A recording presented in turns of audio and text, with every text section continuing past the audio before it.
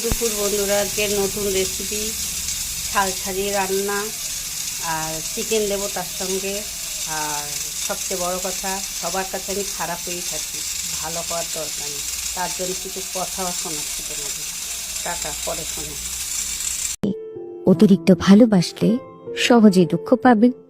অতিরিক্ত গুরুত্ব দিলে গ্যারান্টিড হেলা ফেলা পাবেন। অতিরিক্ত বিশ্বাসে বিশ্বাসঘাতকতায় জুটবে কপালে। অতিরিক্ত সহজলভ্য হলে সর্বদা মূল্যহীন হবেন। আর অতিরিক্ত ভালো হলে সবার কাছে ব্যবহৃত হবেন।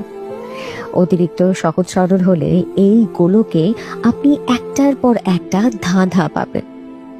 অতিরিক্ত নরম হলে আপনাকে ঘাসের মতন মারিয়ে দেওয়া হবে।